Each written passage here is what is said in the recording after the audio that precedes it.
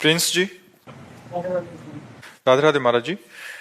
महाराज जी, जैसे शास्त्रों में कहा गया है कि गुरु बनाना, गुरु मंत्र लेना जरूरी बताया गया है। महाराज जी, नारायण जी, आप कह रहे हैं कि नारायण जी को ही हमने अपना गुरु माना है। महाराज जी, उन्होंने ही हमारे बहुत किया, और गुरु मंत्र में जो भी है इंसानियत की सीख दी। महाराज जी के कह रहे हैं कि क्या मैं उनको क्या दे सकता हूँ महाराज जी, जैसे गुरु दक्षिणा देते हैं गुरु को, वैसे हम नारायण को क्या? देखो, सबके गुरु भगवान हैं, ये बात तो सिद्ध है, पर प्रगट में हमको गुरुदेव की जरूरत है जो हमें डांट सकें, जो हमें दुलार कर सकें, जो हमारी कमियों को देखें और हमारी कमियों को हमारे सामने रखें।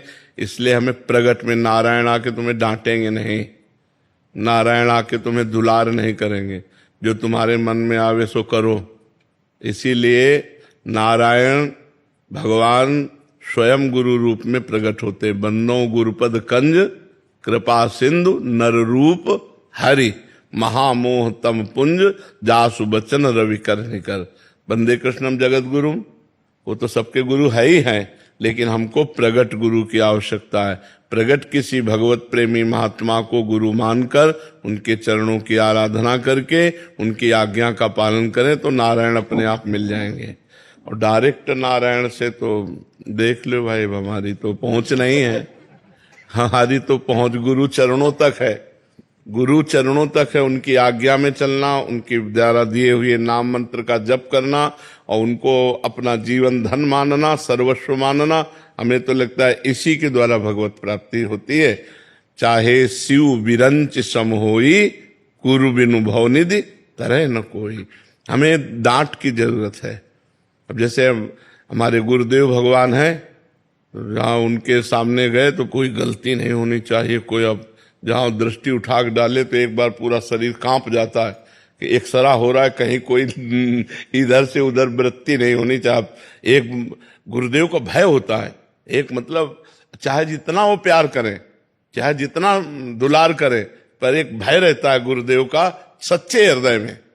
कपटी और छली कपटी हृदय की बात नहीं, अगर सच्चे हृदय वाले हो तो एक मतलब मर्यादा होती है, एक भय होता है कि यार कोई ऐसी गलती ना हो जाए कि हमारे गुरुदेव नजर फेर लें या गुरुदेव हमारे नाराज हो जाएं। हमारे गुरु प्रसन्न रहें, ऐसे हमसे आचरण। तो एक हमें प्रगट में डर चाहिए, नारायण का भय नहीं किसी को,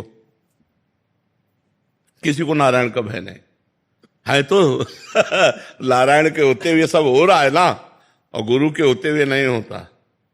बहुत कठोर शासन गुरु का होता है, तब शिष्य माया पार होता है।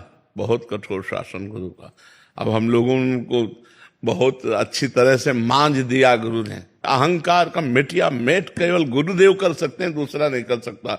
अच्छा, उनकी आज्ञा का उल्लंघन नहीं कर सकते, क्योंकि शास्त्र और सब शासन में लिए हुए कि गुरु अप्रसन्न हो गए तो मतलब क्या रह गया। अगर गुरु आज्ञा का पालन नहीं तो शिष्यता क्या, धज्जियां उड़ा दी, धज्जियां। और उन्हीं की कृपा, जितना यश है, जितना सम्मान है, ये उन्हीं की कृपा से ये जहर नहीं चढ़ रहा। अगर उनकी कृपा का पहले इंजेक्शन न लगा होता तो ये जहर चढ़ जाता।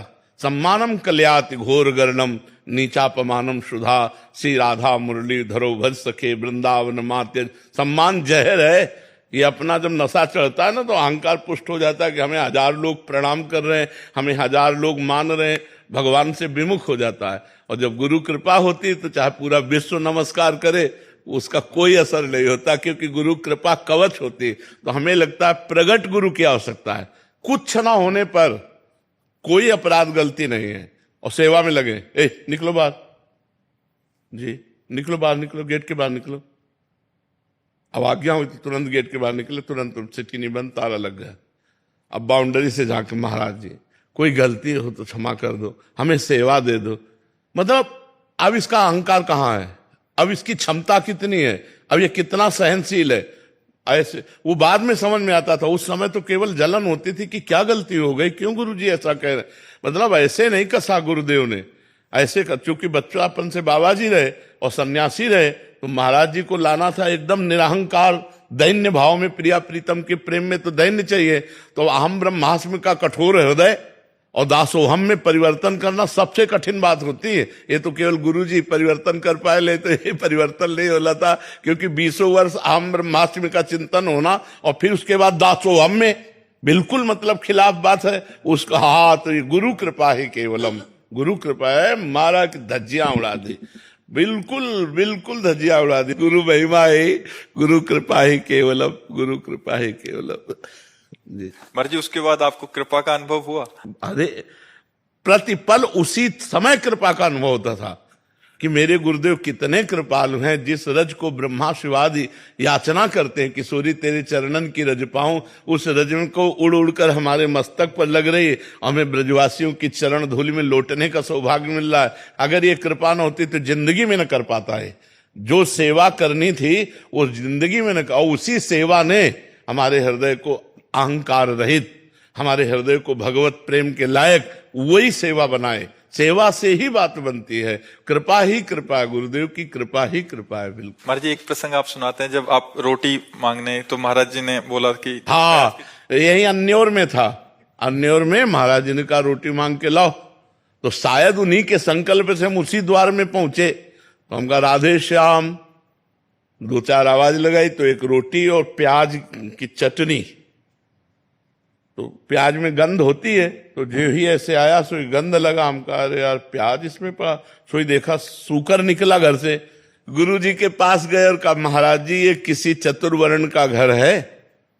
जो ही चतुर्वर्ण का सो चढ़ बैठे महाराज जी। महाराज जी ने कहा ब्रज में भगवान के प्रिय पार्षदों के सिवा कोई है?